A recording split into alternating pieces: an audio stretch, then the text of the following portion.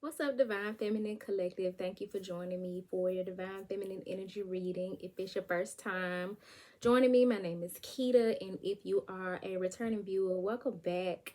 I got a shit ton of notes, y'all. I've had quite a few downloads and got some information to share with you all as the Divine Feminine Collective is absolutely amidst a process of soul initiation where we've been in the cocoon in terms of our transformation or metamorphosis, much like the butterfly.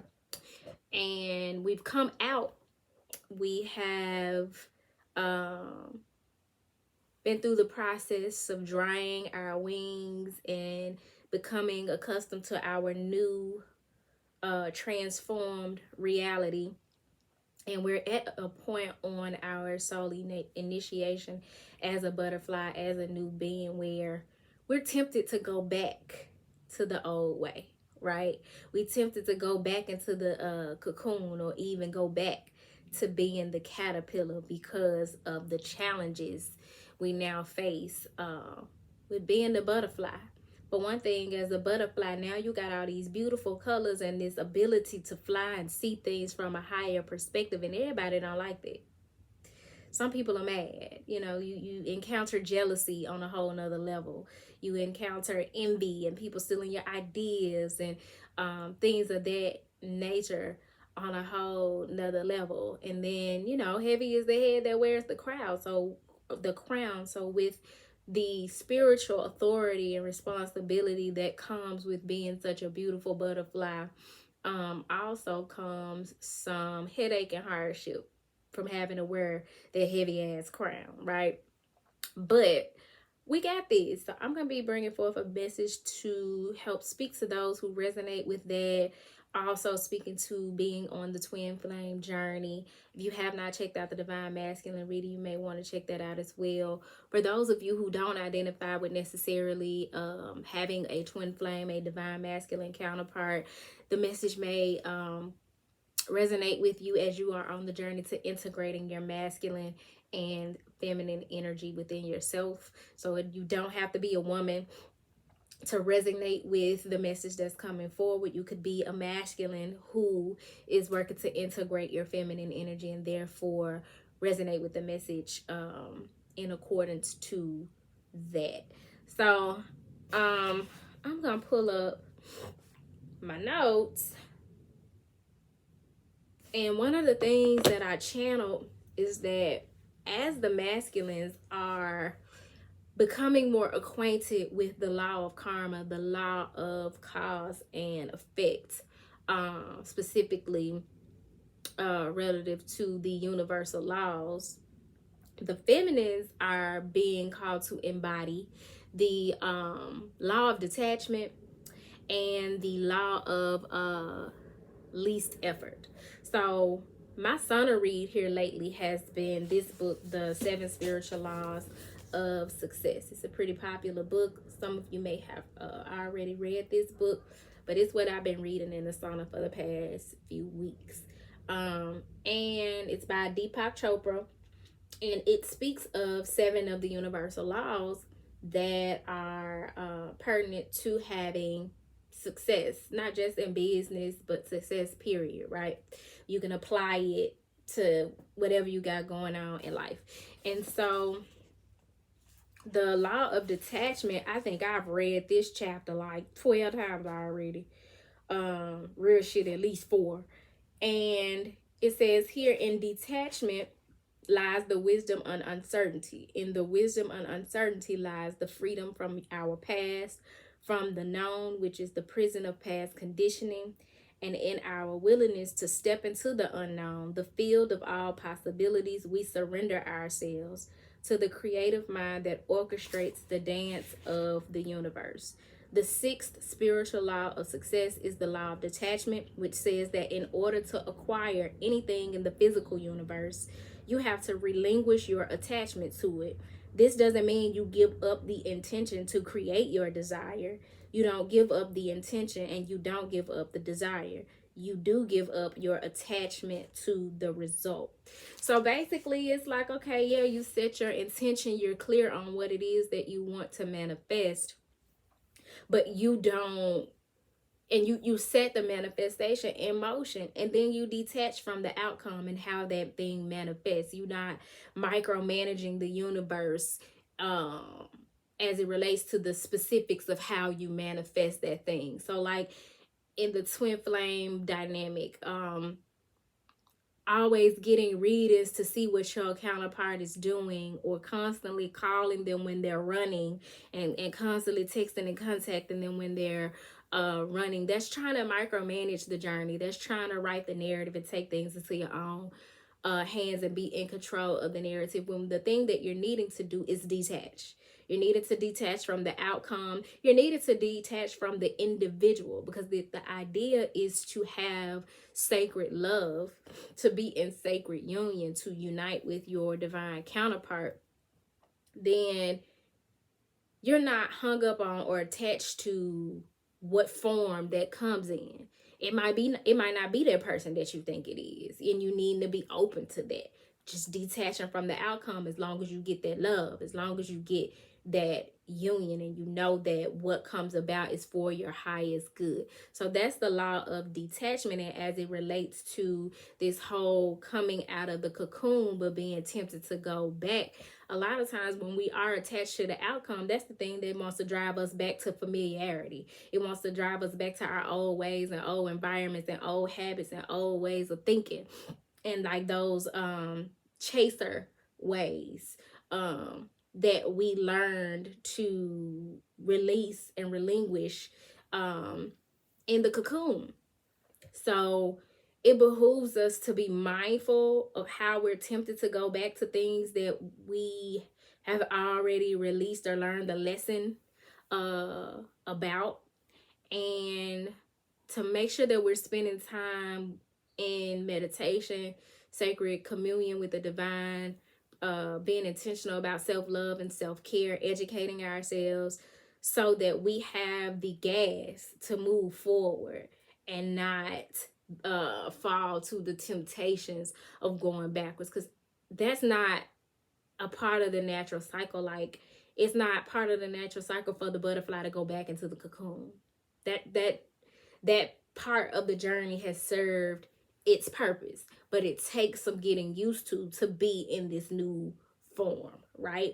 Also, and practicing the law of detachment, and also the second one that stood out to me, the law of least effort, which I'm going to share the book definition of that for y'all in a second. But in embodying that energy, you're not a pick-me, and you don't do what pick-me's do. There's a strong differentiation between you and those who classify as a pick-me and exhibit pick-me behavior. Those who chase, those who pursue, those who envy and act from that space in their lives, those who operate in lack consciousness instead of abundance consciousness, and settle instead of waiting for what it is that they deserve. You're not that no more. You don't do that no more. You may have gotten comfortable with doing that in the past, but the cocoon process, that melting, that reconfiguration that you went through, that dark night of the soul, came to strip you of that behavior. So it behooves us to know our worth, and to not go back to that, because that is where we were once comfortable. What you're being called to do now is simply to shine, to let the world see your pretty butterfly wings, to see you in flight, to see you enjoying the butterfly life as you have earned that right to do so. So when it comes to the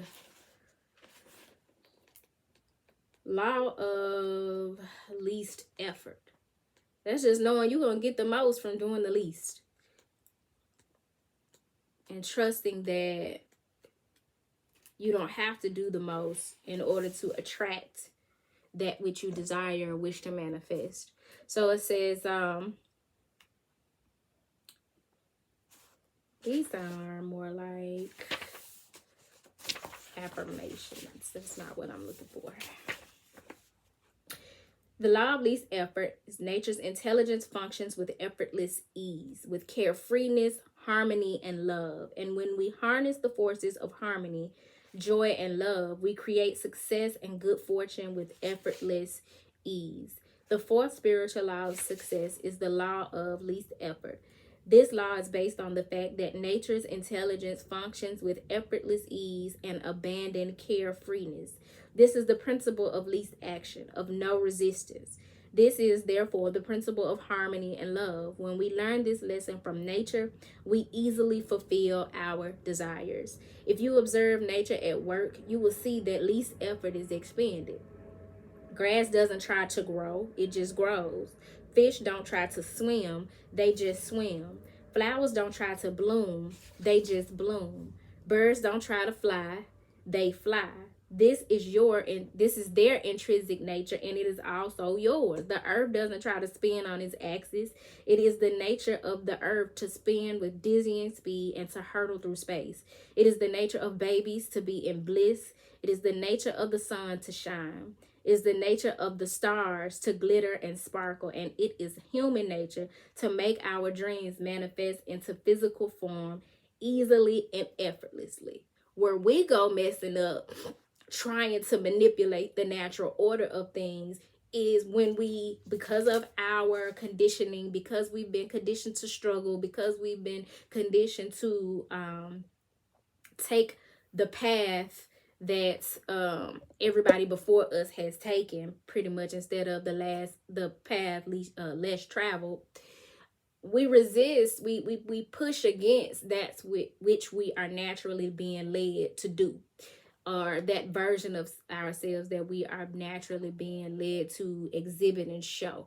Just to naturally be ourselves, just our 12-12, we push against getting out of our comfort zones. And that word comfort keep coming up in this message, because that is what is needed. We're needed to get out of our comfort zones.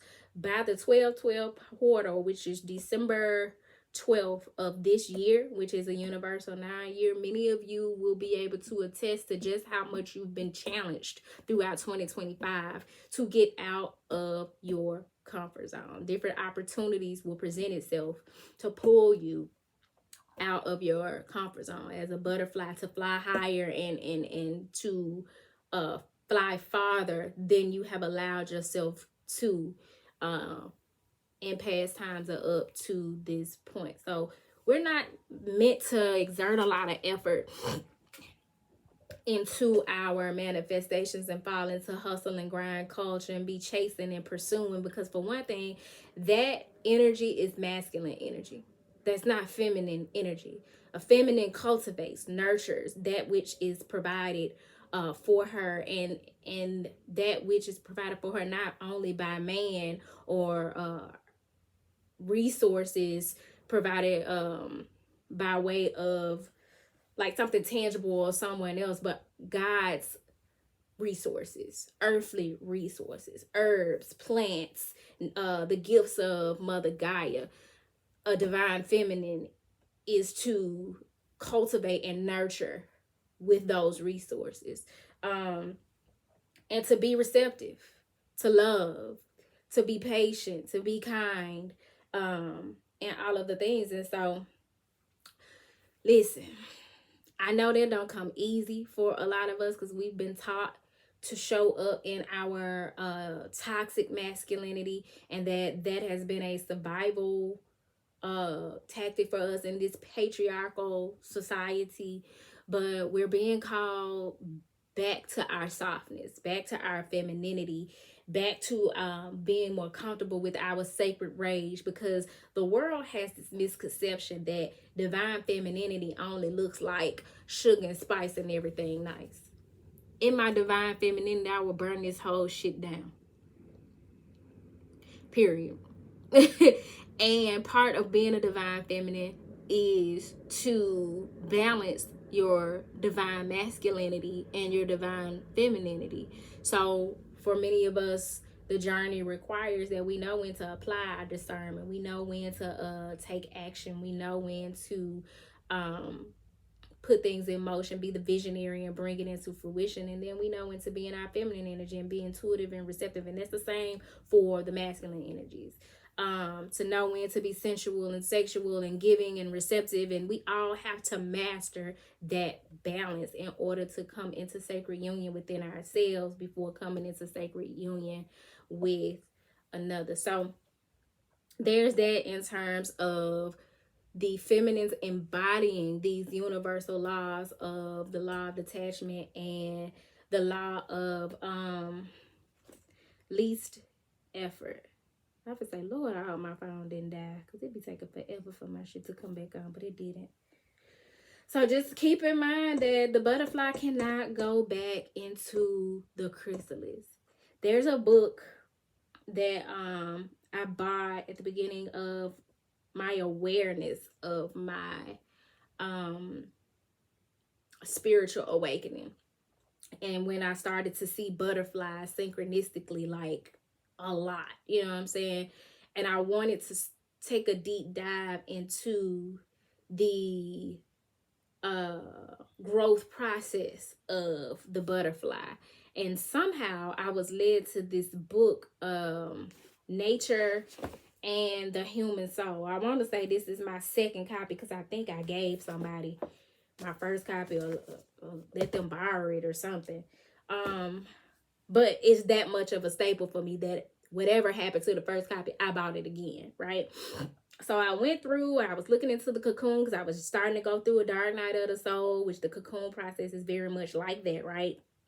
And I was highlighting. So all of the highlighting that I have in the book is mainly from this chapter called The Wandering, or The Wanderer in the Cocoon, right? Dope ass chapter describing the butterfly's growth process within the cocoon. But now what I am channeling is that the divine feminines are out of the cocoon and in this process in the book called The Wellspring. So this chapter is the soul apprentice at the wellspring. So that's that coming out of the cocoon and being the wellspring. So I'm going to share with you guys some of what it says here about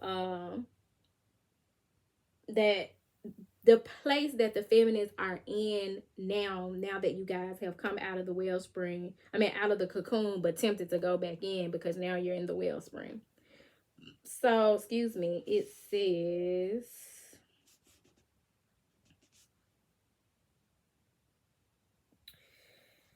once you've been shown your soul image or story, you must learn how to, hold on, that's not where I want to start. Oh, mysteries of a soul and the nature of the cocoon, to your active embodiment of those mysteries in a life of service to your community, which is the wellspring. So now that you've been in the cocoon, you have melted away all of those things. You've gone through the dark night of the soul and released all of those things that no longer serve you, be it your belief systems, the way you were devoted to religious practices, family and friends you no longer align with, bad habits, addictions, things of that nature, right? So you went through all of that in the cocoon, and now you better understand the part you're needing to play within your community, how you're supposed to be, or you should be, living a life of service to the collective. It says the hub of your life has moved from the transcultural back to the cultural as you learn, in David White's words, to become visible while carrying what is hidden as a gift to others. 2 stages earlier in the oasis, your life was also centered in culture, but then from the surface perspective of personality rather than from the depths of soul as it is now. We are being challenged, and I have this conversation with so many people because people are like, Kitty, you get along with people of all races, creeds, and colors. You know what I'm saying? And I'm just like, I'm just at a point in my journey where it's no longer about me. And it's no longer about my the part of my personality that associates with being a Black woman. Am I that? Hell yes. I'm that every day, all day, and twice on Sundays. That's never going anywhere. Do you see me? I couldn't pass for, I'm just trying to figure out what's going on with my hair. I couldn't pass for white if I tried. My experience is my experience. However, my calling has been one of taking a hermetic oath, and I am meant to help heal those who have been put along my path. And those who have been put along my path have heavily been Caucasian, Native American, Asian, Hispanic, transsexual, pansexual, bisexual, gay. You know what I'm saying? Like I have no business discriminating against these people when my true life calling from my soul, from my spirit, is to love. I've had to do the work to heal a lot of my past life wounding as it relates to relationships with white people, and what my soul remembers from slavery and what has been done to my ancestors, and I'm still doing that healing. But our calling is so much bigger than just being black. And so for many of us, we're being called to evolve from our personality being so centered in whatever race we are, because it ain't just about being black, even though to be black is dope as fuck. Shout out to all my black people and happy Black History Month. But to evolve from whatever your race or ethnicity is and what part that plays in your personality, because you are more than just part of the black race or the white race or the Hispanic race or the Asian race or whatever other race, the Asia Pacific race or whatever, and you are a universal citizen. Your soul is cosmic. It's so much bigger than just us walking earth. We're a dot on the map. You know what I'm saying? And so it behooves us to expand our consciousness as such. So it says, tell me what it is you plan to do with your one wild and precious life, the poet Mary Oliver asks. Soul initiation is the moment not when you decide for yourself, but when an answer wholly claims you. It is the moment when you fully accept your calling, your own particular mission in life. As discussed in the last chapter, the answer that claims you often takes the form of an image or a story or motif burned into your soul before birth, a song in the presence of which your heart fully opens. This pattern or symbol is the God's way of sending you off to life with a destiny and a task, with a template of how to be in this lifetime. Your soul image or story shows you your ultimate place and the nature of the gift you were born to bring into the world. Once you've been shown your soul image or story, you must learn how to enact it within your particular culture, time, and place. This is the central developmental task of the wellspring. Determining an effective form of embodiment and learning the necessary skills are more the ego's task than the soul's. The form of embodiment is the delivery system for your soul image or story. The delivery system may be art, architecture, raising children, psychotherapy, gardening, teaching, politics, healing, poetry, dance, or any other cultural practice. A soul image may be a single image, but if so, it's a highly symbolic and extraordinarily rich image, like a dream or a landscape or an intricate painting. One picture is worth 10,000 words, the Chinese say. Resting in that single image is enough inspiration for a lifetime. Unfolding and discerning the multiple layers takes time.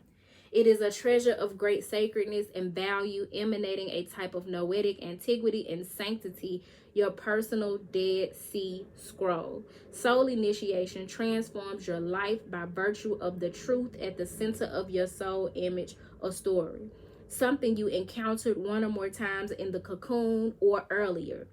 Your commitment to that truth results in a radical simplification of your life. And you can simplify your life by practicing the law of detachment and the law of least effort. Upon making that covenant with soul, you suffer the disintegration of the identity you so carefully built for yourself through childhood and adolescence. It feels like dying. It is a type of death. As David White writes in Revelation must be terrible. You are leaving everything and everyone you know behind. When you open your eyes to the world, you are your own for the first time. That's that dark night of the soul. That's why it's also called an ego death, because everything that helped form your ego begins to die off.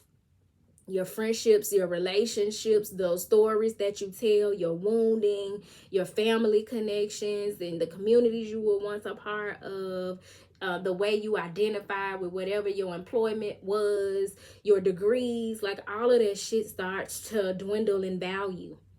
And you start to realize how much of that shaped your ego and how less of your spirit or your soul was showing up. So this is that process of getting to know your soul, embodying it. And when you come out of the cocoon and into the wellspring space, like showing the world, this is what my spirit, living from spirit, looks like. This is what my soul is leading me to do. This is what I came here for. This is my sacred contract. So it says, when you open your eyes to the world, you are on your own for the first time. Most activities and relationships that do not support your soul purpose fall away. Your former life agenda is discarded. Half completed projects abandoned. Some of your former personal problems are not solved but outgrown.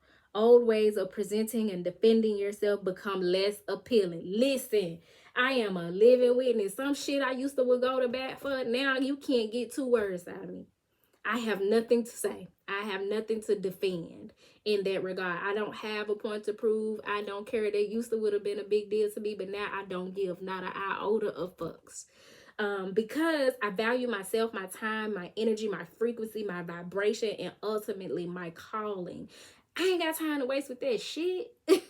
So that happens, and you recognize and realize it the more you spend time in this wellspring space and out of the cocoon. So you can't go back. You can't go back into the cocoon because you've already done the work, feminists. You've already done the heavy lifting. Now there's other responsibilities and opportunities that come along with the point on the journey where you are now. So you ain't got time to be chasing nobody. And you should not want to. Although the ego undergoes a profound change at soul initiation, it is not what we normally call a change in personality. What shifts in this moment is not your personal style, strengths, weaknesses, traits, attitudes, abilities, or knowledge. Rather, what changes is your status or place in the world. You're now living closer to your ultimate place. Although soul initiation itself does not alter your personality will begin to mature in often surprising ways following your initiation. The transformation in your life at soul initiation is irreversible. You can't go back. You can't go back to them pick-me ways. You can't go back to them old relationships you can't go back to them old comfort zones. It's irreversible. Once you've woken up, you woke forever. You can't unsee what you've seen. You can't unknow what you know. Even if you think it would make you feel better because you don't want to face the challenges ahead. You're now living closer to your ultimate place. Although soul initiation itself does not alter your personality will begin to mature in often surprising ways following your initiation. The transformation in your life at soul initiation is irreversible. You have, in effect, made a promise. It will kill you to break.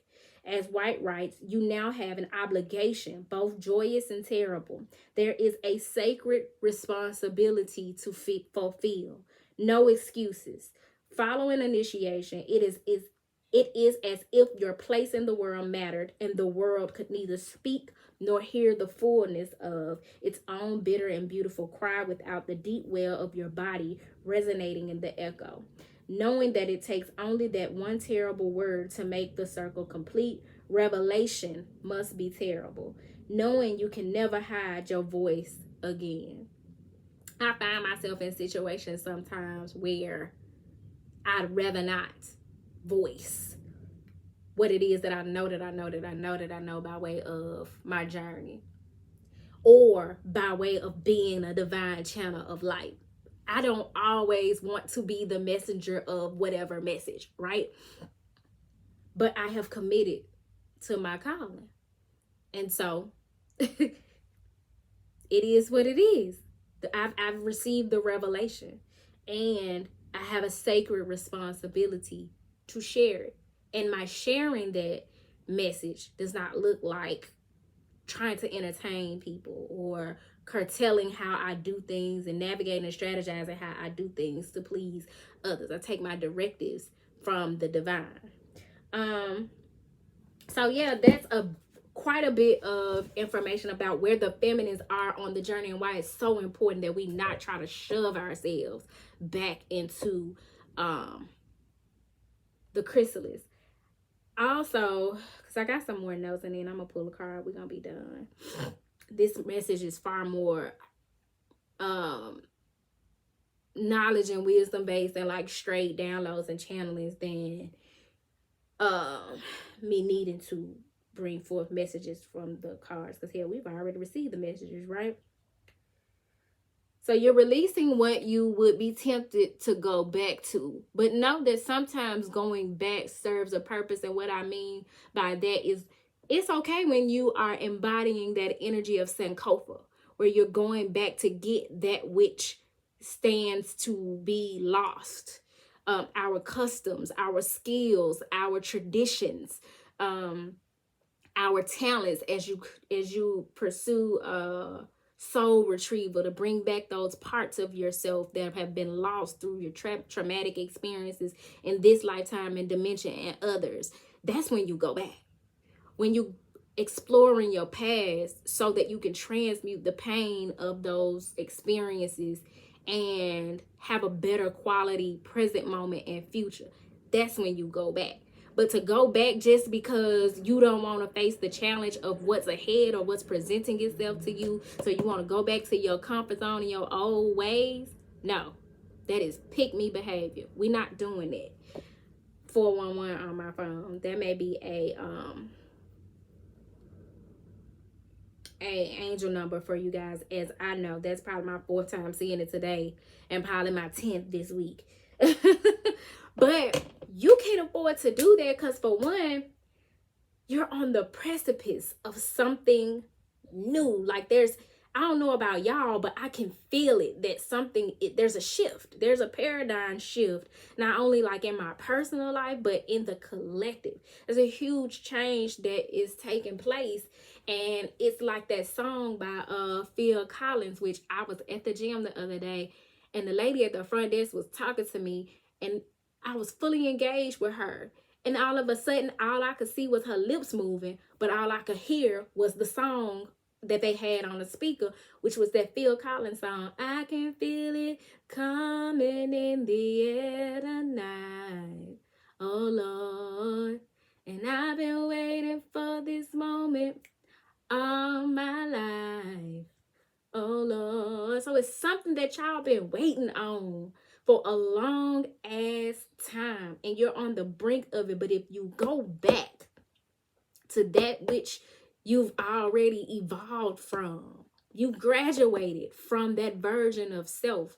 If you go back, you stand the chance of self-sabotaging something that is like yours, and it's on its way to you, right? It's just a matter of divine timing. So be mindful of any self-sabotaging ways that may be trying to rear their head, be it people from your past and entertaining them, or how you show up in new situations, or old behaviors, that things that trigger you. Be mindful, because if it ain't a matter of Sankofa, don't go back and pick that shit back up off the shelf. Do not.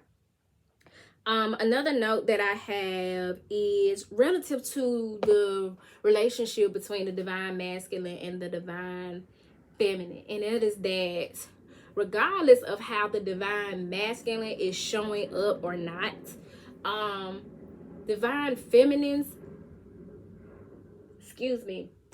either are or need to be in prayer as it relates to their divine masculine counterpart. And that came to me by way of this song that I randomly channeled by Leanne, I think it's Womack. and the sons of the desert. I didn't put the name of the song, Lord. Oh, I hope you'll dance. I hope you'll dance.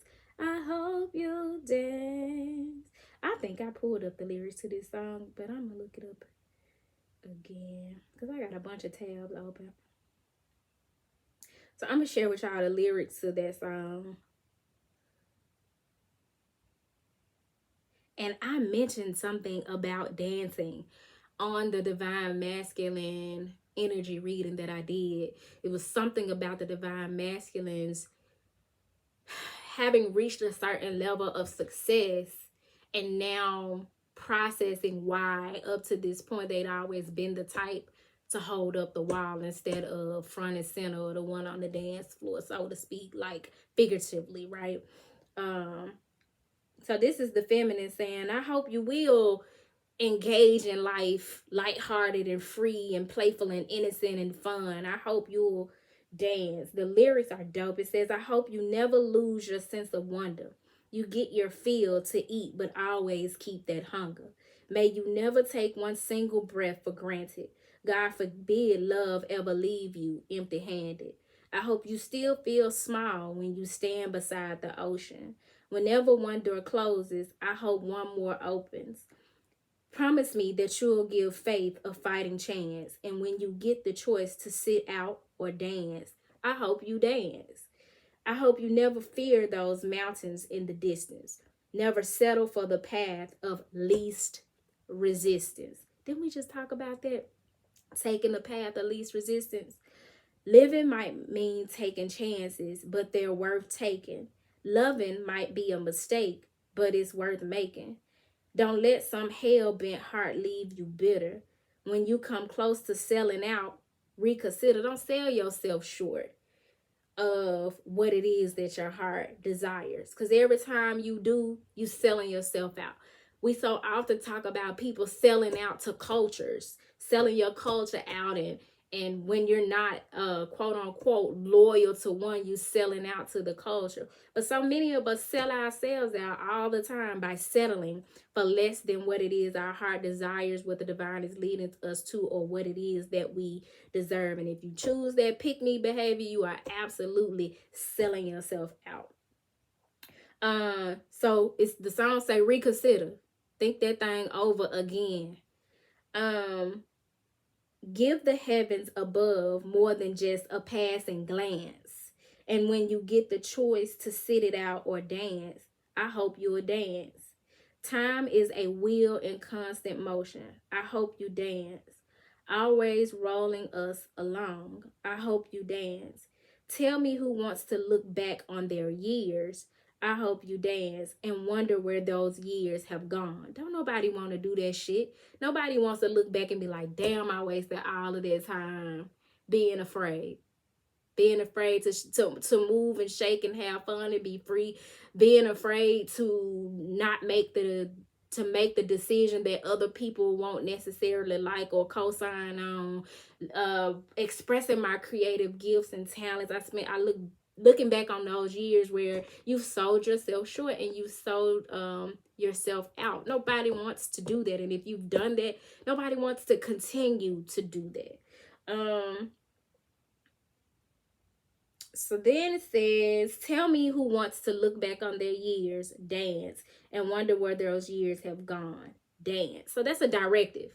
Dance. And that goes not just for the masculine, but also the feminine. But this is definitely the feminine saying, regardless of where our journey takes us, I wish you well. I hope you dance. I hope you'll meet every challenge head on and not run and tuck your tail. And I hope that you live a beautiful life. And sometimes dancing means taking a risk, not being certain that things are going to work out as you had hoped, but that God has you in the palm of her hand, in the womb of her belly, and that you're going to be fine. But sometimes that requires taking a leap of faith and taking a risk. I hope you dance. I hope you get into the rhythm of life and that you live free, liberated, sovereign, move how you want to move, shake how you want to shake, right? So that was one of my downloads. If you have not heard that song, check it out. It is I Hope You Dance by Leanne Womack. And then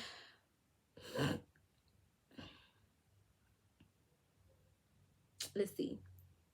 That's it on my notes. So I could pull some cards to get us a closing message on this. And with the closing message, I'm wanting to just see what archetype the Divine Feminine Collective is needing to embody at this point on their journey.